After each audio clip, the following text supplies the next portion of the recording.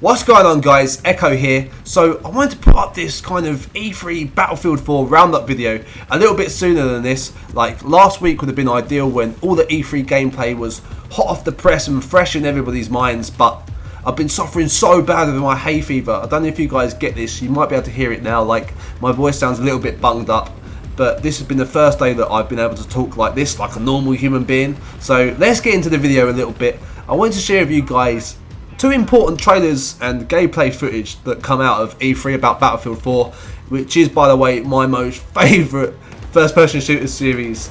I play so much Battlefield, it's unreal. So I was really excited about what come out at E3.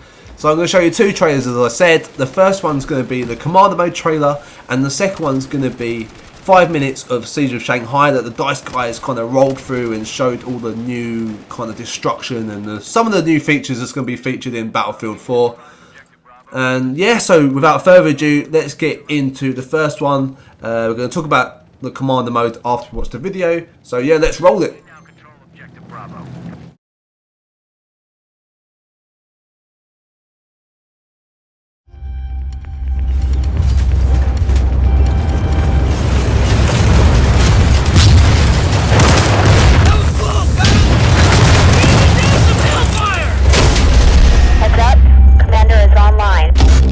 The commander is the only player on the team that has a unique overview over the entire battle. From there you can provide orders and assets, but the range of assets that you have at your disposal is directly connected to your team's performance under your command. The commander supports his team in three different ways. The first layer is the intel warfare. This is where you gather intel, but you also prevent the other commander from doing so. The second layer is about providing your troops with vehicle drops, supply drops to keep the war machinery going. And the final layer, that's when you go on the offensive. And on top of all of this, you will be able to play as a Battlefield 4 commander on a tablet connecting to a live game server on PC or console, making it a true next-generation T-play experience.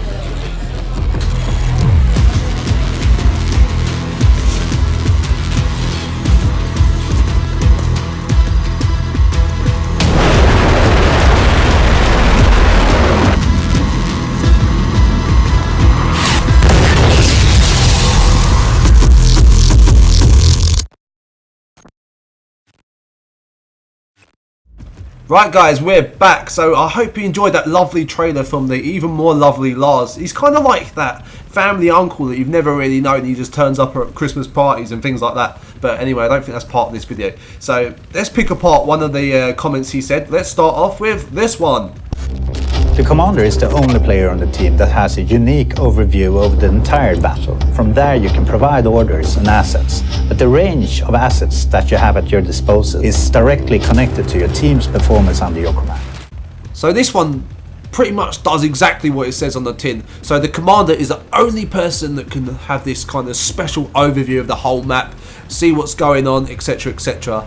And the amount of power and supplies that you can provide for your squad and team is all based on your team's performance on the ground. So it has nothing to do with whatever you do. I kind of think, well, it's pretty obvious that if you're a good commander and you assist your team wisely and helpfully, that they perform well, which in turn should give you bountiful things to give to your team.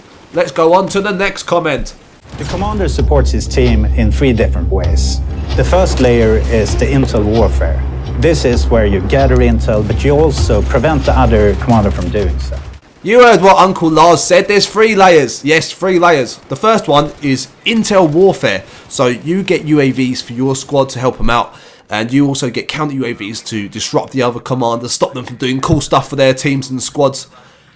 But what I found from watching the video, as we can see here, guys, is that the UAV just covers like a certain area. It just circles round. There's also one that says an EMP UAV. So I don't know if that's the same as a counter UAV or it's something that disrupts the enemy's equipment in a certain area. So it might like disrupt tanks or it might just disrupt weapons and equipment. I have no idea. Please leave your thoughts in the comments about all this, guys, by the way. Don't know if I said that before. But yes, let's get into Lars's next comment. The second layer is about providing your troops with vehicle drops, supply drops to keep the war machinery going. Not much else to say about that level really, because Uncle Lars kind of sums it up in 6 seconds flat. You earn ammo and vehicle drops on the second layer, so let's move swiftly on to the third and final layer. Lars! And the final layer, that's when you go on the offensive. Alright, offensive mother liquor.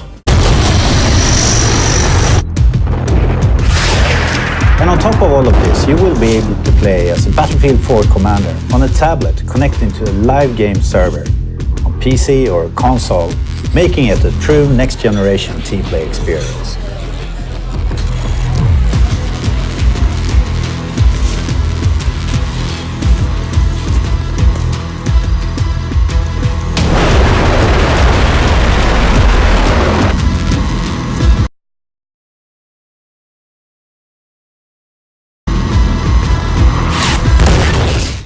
Okay, Uncle Lars, I think it's time to put that special coffee down. I don't think the contents of it is strictly legal.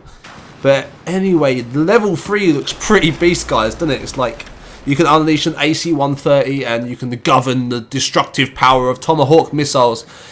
That's all it looks like that you can do on level 3 at the moment, but I'm sure there's going to be some additions to that by the time we actually get to play it. Speaking of that, I'm hoping to get on the closed beta for Battlefield 4 multiplayer, so that should be pretty sick, guys. So make sure you stay tuned for our videos, because I'll put them up as soon as I get my sorry ass on that. So yeah, other than that, he says that you can play on the tablet, as the girl showed quite clearly that you can do. On a server, you can connect on an iPad, you can connect on a console and a PC. So that's all pretty good. I don't know how you guys feel about that. I think it's pretty cool. I love my strategic kind of play. Like, I kind of cut my teeth on this kind of stuff, playing Command and Conquer. So I kind of love my strategy side of it. I don't know if I could sit there addicted to being a commander for pretty lengthy amounts of time, or that it'd be good for making YouTube videos, but never know until I get my hands on it. It does look promising, I'm not dissing it in any way. It looks like pretty amazing, but let me know how you feel, guys, about yourself. Would you like to be the commander most of the time, or do you think it's going to be an annoyance, you're going to leave to anybody else, or you think it's not going to work completely and nobody's going to do it? Also, I'd like to know what kind of game modes it comes in, because it obviously is set up for Conquest here. It looks like it could be pretty effective. Do we think it's going to be in the other match types like Rush? Nothing's been announced yet, so that's all in, well, it's all in discussion, I guess. Nobody really knows. So let's move on to the next trailer. This is going to be a 5-minute long one. I'm not really going to say too much about this other than let's just watch it, and then I'll say a little bit afterwards. But it's pretty cool, the stuff that we can see from this. So yeah, let's get into it, and I'll speak to you in a sec.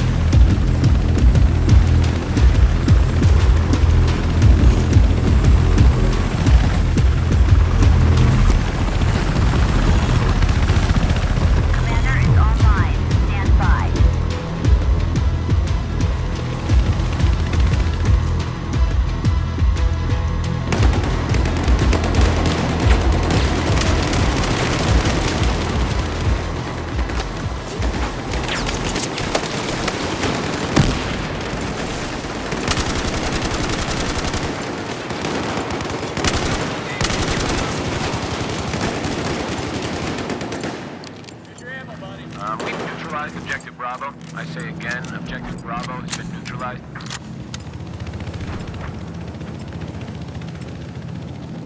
We now control Objective Bravo.